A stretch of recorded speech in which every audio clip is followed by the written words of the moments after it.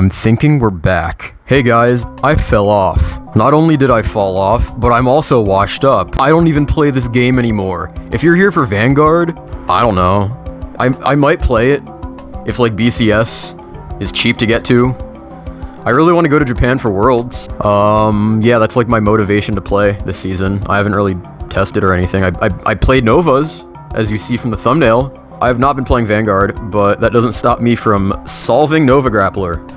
I saw the reveals. I saw all the stuff. I don't know, like, if there's any, like, good overdress stuff that you need for it. I don't know. I don't really play overdress. I looked through the card pool and nothing really looked, like, super integral to the strategy that I put together for this deck. But I think it's pretty refined. I played a lot of this deck over the last couple of months on, like, my free time against just, like, random stuff that people thought was maybe going to be meta soon. This deck is actually not bad. Alright, Nova Grappler is not good just yet. However, it is so damn close. It is so close. You have no idea how close we are to being back. We, like, on a scale of we are so back, it's over, we might actually be leaning more towards we are so back now, alright? Like, Nova Grappler is doing decent. You know what else helps that? The promo. Oh my god, that promo is crazy. Dude, that card is nuts.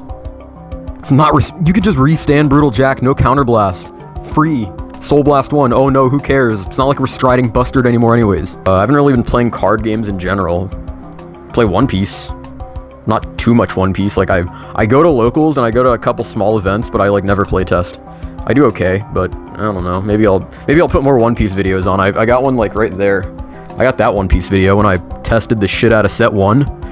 I've played a bit more of set 3, I just, like, I'm not as well-rounded. Like, I know how to play my deck. I know how to play against most decks. I'm not horrible at the game by any means, but, like, I'm not at, like, I wouldn't say I'm at a I want to make videos on this game level just yet for One Piece.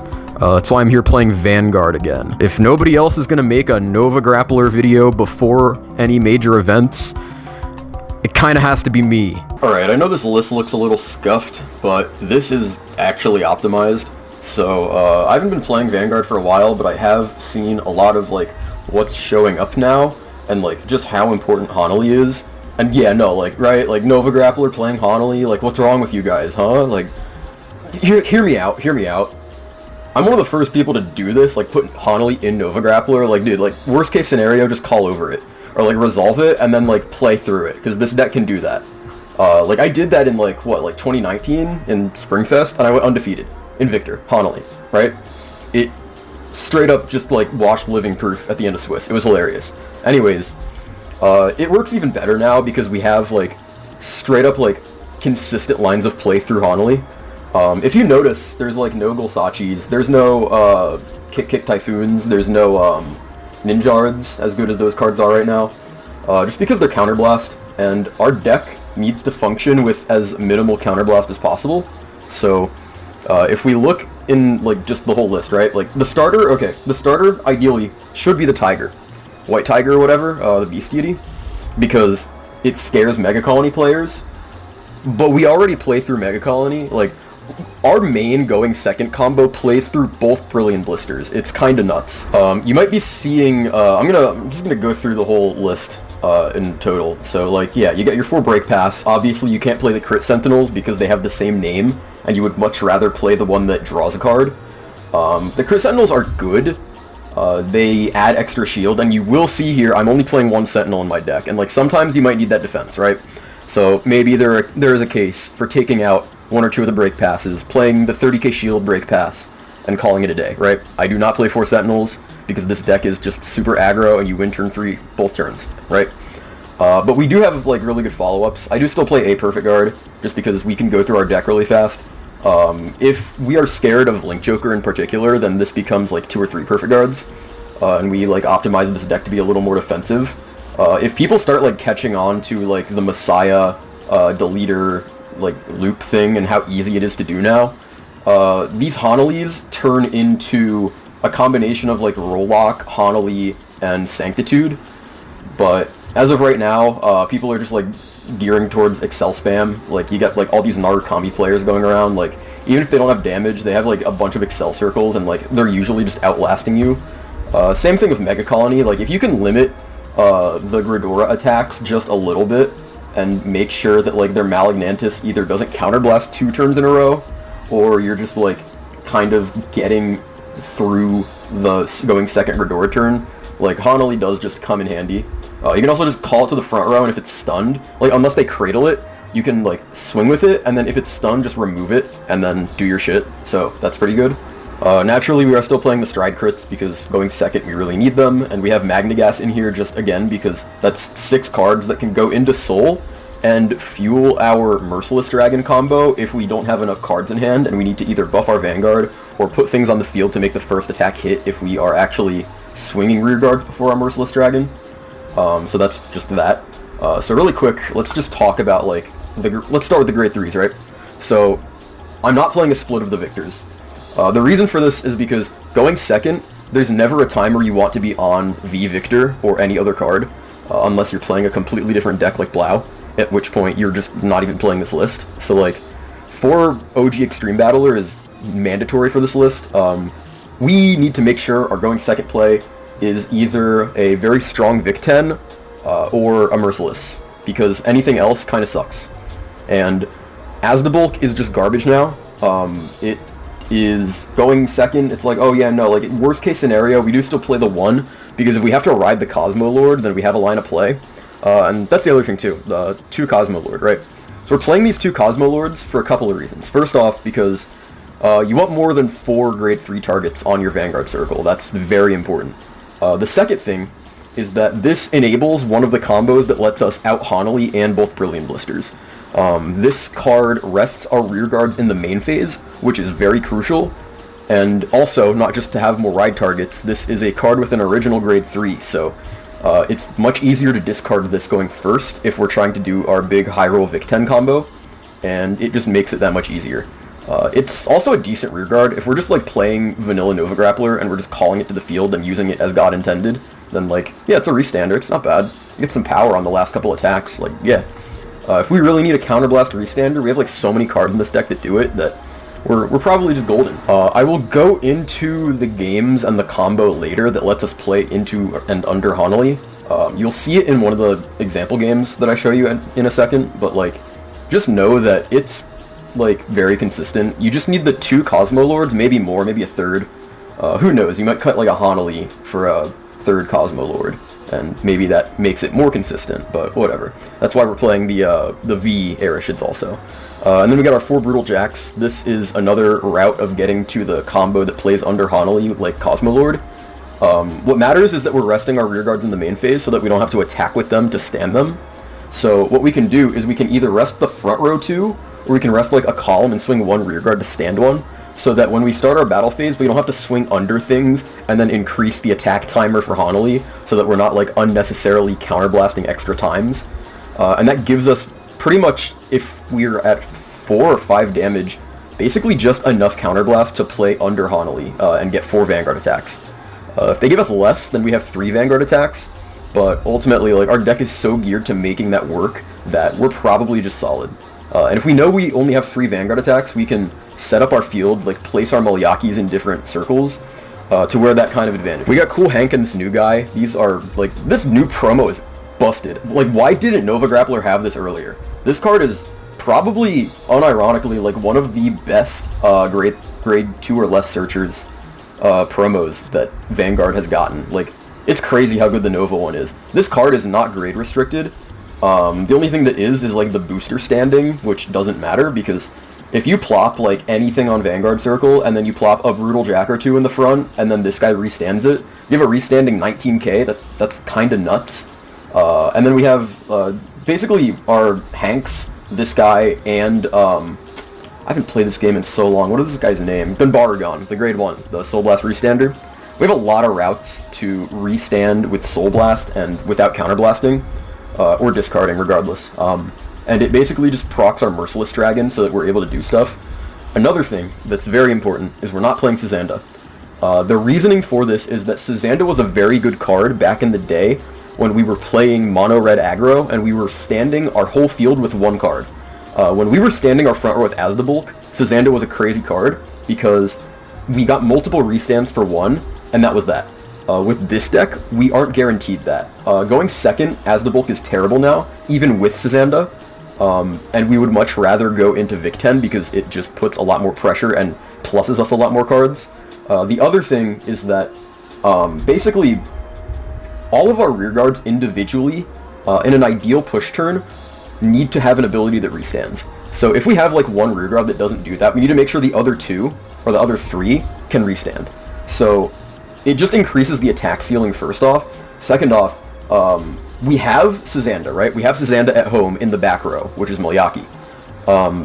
That also benefits like the way that we're playing this deck, just because if everything in the front row stands, let's say we got like maybe we have a Brutal Jack, maybe we just have a Vanilla in the front, right? And then we have like Hank, the new guy, Ganbarugon. We have so many routes of like restanding on attack that we can just like restand the same guy and proc Malyaki a bunch of times, and we have like the same effect as if we did Asdabulk and Sazanda, and also had another Vanguard that did other things, and then we're also doing more things after the battle phase, so that we can abuse our crits after our Vanguard swings.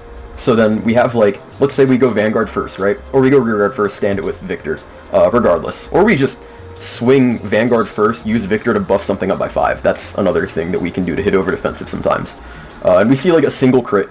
That crit would not have been used as well with Asdabulk. With this deck, you can stand something, give it 5. You don't even have to stand something for Vic-10. You can just give another 5 with Vanguard. Like, if you have the extra Counterblast, and we're not using it for our rearguards, the only rearguard that uses a Counterblast to stand is Cosmo, so you can just use the Counterblast for Victor. Even if you don't have to stand it, you just give it 5. Victor plus Vic-10 is just one Counterblast to give somebody 10k, and then you just restand that column over and over again, and it just keeps stacking power with Malyaki. And then you get a crit, you put it on there, and it just like swings for lethal every time. It's pretty good. Something else that this deck has that not a lot of other Nova lists have is that we have all of our grade 2s being pretty solid ride targets.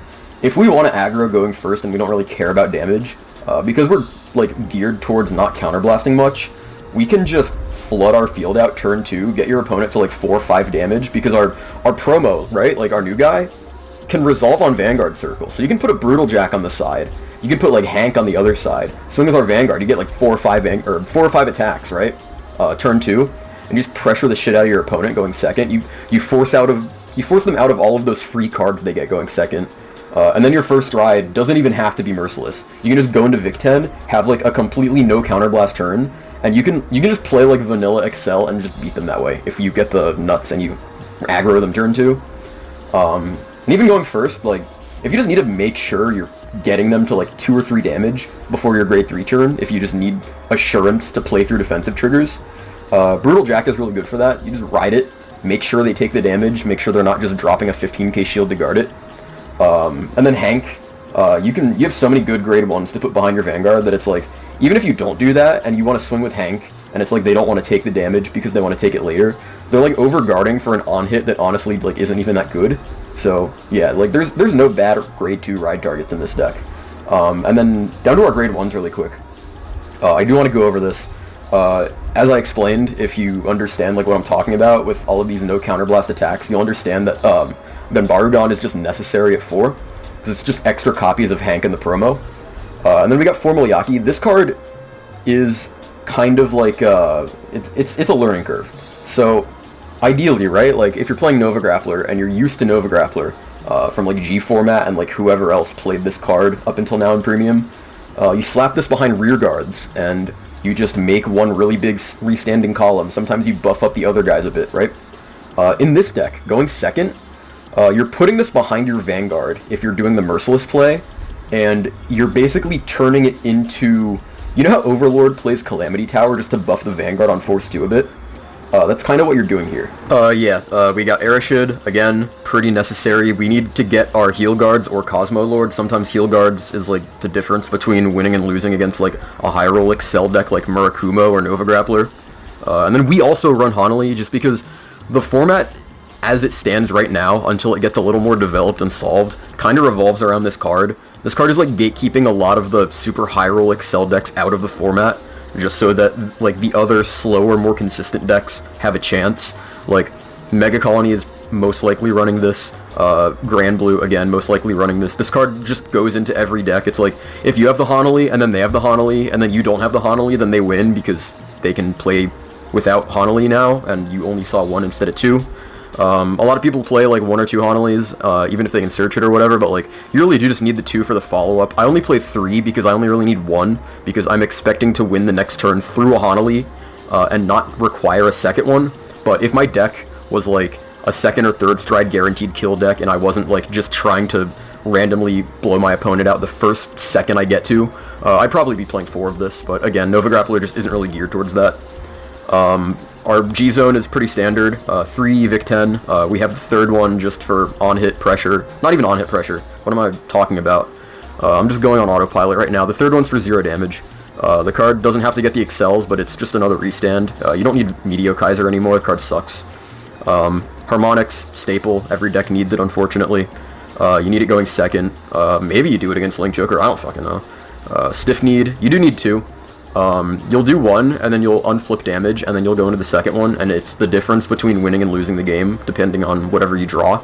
If you're familiar with Standard, I haven't been playing in a while, but I have been asking a lot about Messiah, and from what I've been able to tell, the difference between Chronojet and Messiah is the fact that Chronojet can search its pieces, and Messiah is required to draw it. Nova falls under the category of decks that need to draw their pieces and can't search them, so, excuse me, as many times as we can do that as possible is better. Merciless, I explained him, standard. Asdabulk, he's bad, but he's like our only 1-card play off of Cosmo Lord, so unfortunately we do have to play him. He does get power, which is pretty good. It helps hit over defensives. So like we swing our rear guards and we swing Vanguard, and it just gets like 20k. Not bad. And then we got Bustard. Bustard sucks. This card is terrible, but if we're winning and we want to win more, or we want to cheese our opponent out, or if we're going second and we just need to farm and we don't have the pieces yet, but we can just like barely restand like 3 things, then we can go into Meteor or Bustard and just like get a couple cards. Again, like this is only if we're not losing those cards next turn to our opponent. This is usually against like turtle decks, like OTT. You just need to draw a perfect guard and live that 1 turn and then kill him the next turn, you know? Basically like that. We got Origorum. This card can play around OTs. If we're really scared of defensives, we can go into this, swing our rearguard columns first, then swing Origorum, and then stand something with Victor, and then go a couple more times after that. And it's kind of just defensive trigger insurance. We got Dogen Titan, again, unflips damage, pretty standard. You always flip this up with Gundreed. It just, like, yeah, it helps against Link Joker, and, like, you can flip it in certain matchups, but, like, most of the time you're actually just hard guarding this. It's, like, the only thing that gives free shield without, like, wasting resources. We got Gundreed, again, pretty standard. You need 2 just to high roll. Not even just a high roll, but, like, just to get, like, our high ceiling combos and play through Hanali. You do need the 2. You go into, like, 2 at the same time, and it just turns on all of your combos. Favorite champ is favorite champ. If you get the pieces to favorite champ, because you're running Malyaki, you're most likely going to win. This card also plays through Hanali. If you know, you know. And then we got Unior, again, another way to play through Hanali, another way to play through Stiff Need, turning your damage down. If you're just trying to live and you're on your last limb and you Stiff Need CB3, turn all your damage down, draw, and then you have 1 more G-Guard, and you draw the heal, then you can go into Unior, unflip your damage, get another 5k, and then you live, and then you can also combo off next turn. So, pretty important. So, we're going to go through this, basically the highest possible ceiling of the combo, but we can do this with the minimum amount of resources, just because it's an ideal way to show, like, if we don't have enough counterblast or enough pieces, we can still get, like, 3 Vanguard attacks off, so it's pretty good. So, we stride our Merciless, let's, like, discard a grade 3 or whatever. We got enough hand to do stuff, I guess. And let's say, like, we got 2 of these non-counterblast restanders, and we have either Jack, we have Cosmo Lord, something back here. You don't need something here, Malyaki's nice, but, like, you do want the Malyaki behind your Vanguard for this. And I'll put the numbers up, like, here for whenever we start actually adding up all the numbers, right? So, what we can do is we can do Jack, rest these 2. He's already standing, but we have these 2 rested. That's very big. That means we skip attacks, and we don't have to swing twice, and we're playing under Hanali. Next up, you can boost with this, or you can choose not to. Either way, they're pretty inclined to take this if they're at like 11, and they're playing one of the new strides. You swing with this, and you resolve Victor, so you counterblast 1, you stand somebody. You stand the one that doesn't discard first, ideally, and then you resolve Merciless Dragon because something stood. So you counterblast one, you discard 2. And then Vanguard stands, and the attack still resolves. This also procs now for the next time he attacks. So like you get your triple drive, you get like, let's say you hit a crit, because that's ideal. Or you hit like any trigger, right? You get like 1, 2, this is just in here because I don't have the new stuff, and whatever. I don't even think this is shuffled. That's how long ago I've been playing. You get that, and then you swing Vanguard again, second time. You get your 2 checks. You swing with this, you Soul Blast, stand this, you counterblast that damage. You discard your 2, you stand your Vanguard, right? That's attack number 2. Or, actually, it was attack number 3. What am I talking about? I'm tripping. I'm pretty tired right now. Yeah, you get attack number 3. You get your last 1 check. Battle number 4. So if we want to use this, right, we can pay the counterblast to attack for him on the 5th battle, right? We can boost him. It doesn't even matter. Probably won't hit because they hit defensives. And you discard your card. Let's say you have like a 3rd card, whatever. You discard it, stand, right? Could be the Soul Blast guy, whatever. We have to counterblast to attack the Vanguard with that, right? We can also like attack a rear guard. We can, like if they put a grade 3 on the field, we just leave it there and save us a counterblast, which is pretty good. But then we also counterblast for Merciless, and we discard our 2 cards, and that's Vanguard attack number 4. And each time this happens, this is adding power to anything you want. Ideally your Vanguard, because if you don't hit triggers, you still want it to pressure. It is 4 Vanguard attacks. It is 6 drive checks, and you can do this with 4 counterblast, with however much you want. Like ideally, like right, if Hanali's not on the field, you can do this with 4. Because again, like CB's to restand, CB for Victor. This can also decrease based on if you can't use Victor or you don't want to use Victor, or if you have other excels up here already, like you already went into Vic 10, you can put like more of these guys on here, and it reduces by counterblast because again, like if you swing with these and they're on excels, you don't have to use Victor's skill to counterblast. Like yeah, it's another rearguard attack, but again, once our Vanguard hits 5th battle, our Vanguard doesn't have to counterblast for Hanali. Hanali only applies to rearguards, so we're sitting pretty good there. But yeah, that's pretty much the combo. So the first game here is against Highlander. This is going to be old list, but it fares exactly the same because it just wasn't as optimized. You'll see some like Sazandas and maybe Gulsachi in here because these were cards that I was messing with before I finalized the list. But basically, you see them G-assisting here, just getting into their Betty once they actually add the card. Note that it is kind of weird that they get rid of the Clownfish. I think the CB1 top 7 searcher is decent here, but like, again, there are better targets. It's ultimately like up to them. They don't have to put the Laura back, but yeah, you see Betty searching here. Maybe they want to put the Laura back into deck with Betty. That's honestly probably what they want to do. But you'll see them get rid of the Clownfish mainly because this is post-history collection, and they don't really ride down anyways. Like, getting the draw 2 is nice, but they just need to keep, like, pushing forward and not, like, relying on that, like, as good as the draw 2 is. So they get into their Betty, they get their search. We're going second, we draw for turn. We actually get Malyaki, that's really good. That's one of our combo pieces for later. We'll see what we do with that after this. We ride the Arashid, and we remember to get our, what's it called, our little Messiah shield thing. I haven't played this game in so long, so I always forget to get that thing. But yeah, we do go second.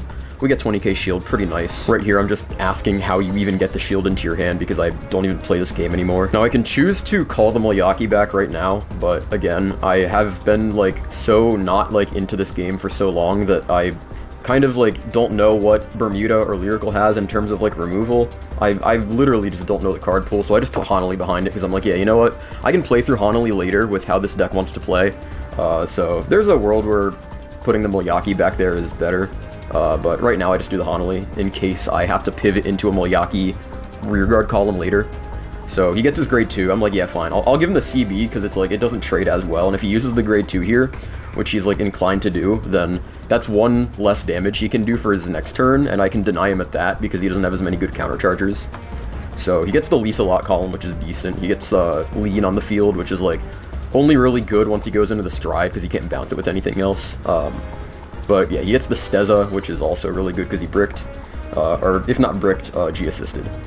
And we're just like, yeah, we'll take it. We can guard columns later.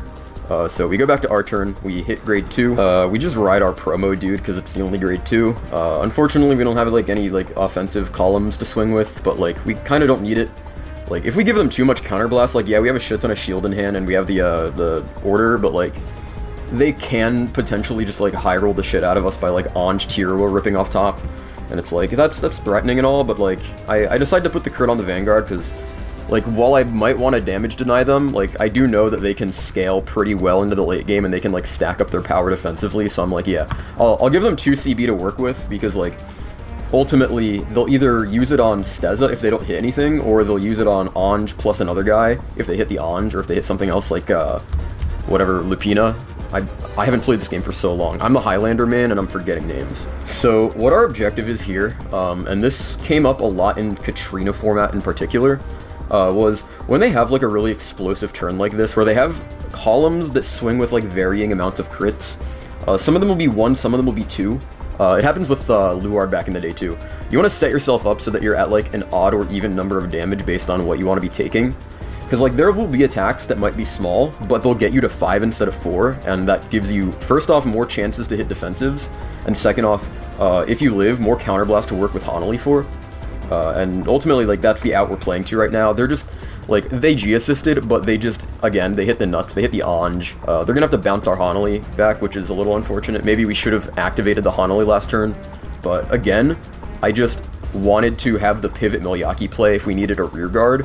And just keeping the Hanali there for now is like, okay, if they bounce it, and we know we can kill them next turn, and we need that extra 10k shield, then sure, we can just guard with the Hanali, so like, it's not the worst thing in the world for Anj right now, because like, yeah, they do Anj Tirua, but at the same time, like, yeah, double force markers, threatening as hell, but we should be able to guard it even through like 1 offensive trigger, because they only get 1 drive check, and they're like less likely to hit it. Maybe not the best idea, but again, they just like sack out like crazy. If I didn't have the Heal Guardian in hand, in addition to like all of my shield and shit, then I probably would have used the Hanali, but yeah. We go into Victor here, we are analyzing like our plays, just to be sure that we don't want to go Vic 10, because there are times where that's better, and there are times where it's worse. We're looking at their hand isn't the worst, but it's not the best, so we do just main phase stride, because we do have all the pieces for Merciless, and I'm just like counting my crits and shit, and like I play enough crits in my deck to where like I can probably just like bank on this. I get 6 drive checks. And we're probably just gonna, like, even through Hanali, like, I can resolve Hanali here, and then, like, next turn, we can go Vic 10, basically, they're gonna be inclined to take damage here. Looking back, like, if they take the damage here with Merciless, because, again, it's, like, a couple really tiny swings, and if I don't hit the crit, I can at least, like, kind of get them to 5 if I hit 1, and I can pivot into, like, not discarding, but I do set up the field here for Merciless, just in case, because, like, why not? I can refund most of it anyways, so I do that, and, like, if they end up, like, surviving or like going to 5 or whatever, I have like so much like these 3 cards in my hand, like I can pitch the quick shield and then like whatever else I drive check, right? And then I can just like keep the rest of it, and I'm like not as likely to live, but I can probably live through like a super high rolly turn depending on like what they see, and like if they have to dump their whole hand for Heltruda. You're gonna see here why Cosmo Lord and Brutal Jack are like so key in this deck, just because if you're playing through Hanali or around Hanali and you can main phase rest, you can get stand resolves without having to attack for the thing standing. So like, look here, he hits 2 defensives, but I hit the crit, and I have Malyaki in the back. So I have to like analyze, I'm like, okay, I have to still push the cards out of his hand so that he either doesn't Heltruda me, or that he does a vanilla reindeer turn, and he is guaranteed to like not hit the Anj unless he shuffles his deck somehow. And if he wants to bounce the PG and do Heltruda, or like do like one of the bad strides, then like that's a waste of resources. So we just like, we swing at the side just to get it off the field before he bounces it. But like we resolve our Vanguard. We do the crit now because in theory this should be like, if he takes the first one, knowing he needs CB, this should be the lowest attack in theory. So we just swing there and we do our discards. We resolve our stand on attack. But yeah, like ultimately we get 4 Vanguard attacks here, but as long as we hit a single crit on the first or the second check, we basically just win. You'll see here why crits carry this deck so well, if we're low rolling going second and we're trying to like get the out.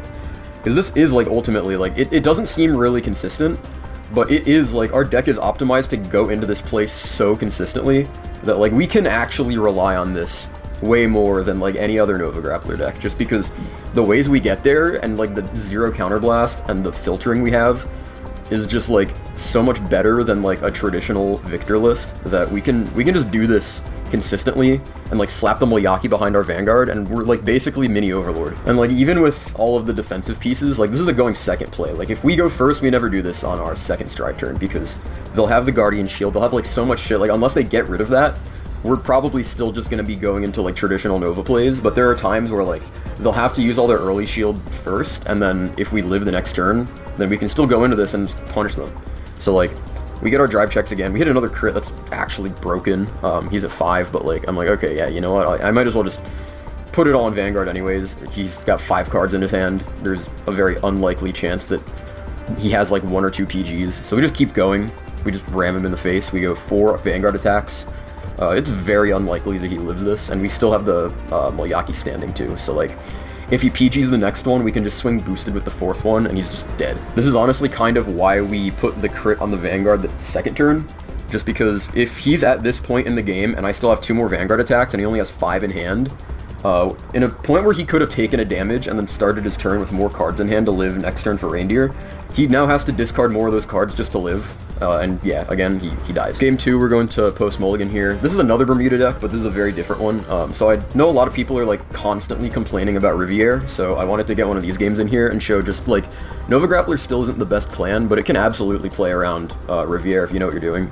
Especially if they high roll. You can punish that very easily.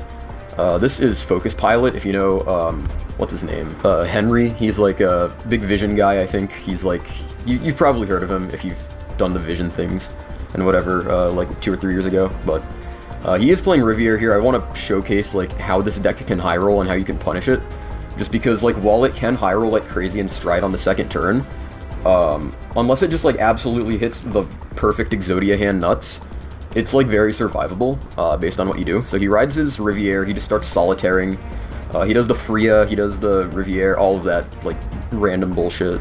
I was against the grade 2 Riviere, but I think like in this format you kind of need it just because this deck can run out of cards in hand going first just like crazy, and like with how easy it is to punish, like you really do just need that extra card. Because like this man has 2 cards in hand and he has to spend a 3rd just to try to filter for his grade 3. So like yeah, he has 2 cards in hand at the end of turn. So it's like, yeah, no, like if he doesn't rip the Loris off somehow, then he's kind of screwed and he has 2 cards in hand. So like he's on grade 2 and he gets another turn later that gets him more cards, but he's still at 2 cards in hand on turn 2. Right now we're in a situation where putting the malyaki in the back doesn't hurt us and we can just swing under to deny damage. I'll explain why I do this despite him being at 2 cards in hand in a second. So when he goes into the Loris here, 1 counterblast gets him a bounce and a draw, which actually goes a long way. Now really quick, if he were to have this counterblast with Loris, let me explain this. So what he would be doing is he would be using the counterblast to bounce the Sedna to his hand, draw another card, so he's up another card, and he still also has, I think he has the bounce call girl, I forgot what her name is, I think it's Selena. Basically, if we deny him the counterblast for Loris, he is not only down a card by drawing it, but he's also down an attack, because he would have used the counterblast to put the Sedna in the front, get 2 force markers, and now he's required to stack them both on one side, which is like, most of the time you want to do that anyways, but like at this point right here, when you're trying to aggro so hard, you might just want to split the 2 force markers, because I'm an 8k Vanguard still, you might just want to capitalize on that, and just like bash a bit, and it's like, yeah, no, like you get smaller columns later, but you push the damage in earlier to the point where it kind of does matter. So I limit him to, like, if he has this, and he has the stride, it's essentially like the same card, where like one of them bounce calls, but then the Vanguard also bounce calls, so like he might as well just use the Selena and not the Vanguard, and like if you're gonna use the Vanguard at all, you bounce the Sedna with that, and you're guaranteed to not have the Sedna swing for an 8 baiting out of 5k first, because like that was his out, honestly, was just to get another tiny poke to just get rid of 1 more card in my hand, and then like ultimately after that it's just kind of like snowballing. But yeah, like right now, just like denying him that resource is really big, so he does end up going into the Somni and stacking the 2 force markers. So now look, he has 1 card in hand, so he puts that there, he swings with it, he swings with Vanguard. Unless I do not hit a defensive trigger, he's only getting 3 attacks this turn, and worst case scenario, you are putting it behind the Selena, the booster, or you're just keeping it in hand, I think, because I think it's up to, I could be wrong though, I don't play Vanguard. So again, he just bounces it and ends turn. He doesn't even bounce the back row. I was like, okay, sure, yeah, whatever, dude. Like, that would have been nice because you don't really need a Vanguard booster anymore, but again, you're just snowballing a little bit further ahead. You get 2 more cards in hand, which is nice because you get the triple drive. And I just, like, set up a decent field here. I put a grade 2 on the field just to like incentivize him to waste another swing on it. Also just because I don't really need it. I'm like, yeah, no, worst case I can intercept with it. Best case you just give it back to me anyways. I don't really care. I just call it off my my Sazanda. I'm like, okay, cool, free 5k, nice. I also don't even play Sazanda anymore, so it's like, it doesn't really even matter. Like, the value he gets is kind of negligible. But yeah, we get the Tirwa, kind of a weird stride here. All of Bermuda's strides from this point forward, like, minus you super hard. So I think he honestly could have went into Somni again, just because it's like the least commitment possible. But yeah, he does bounce the Sedna with Loris this turn. He gets a column.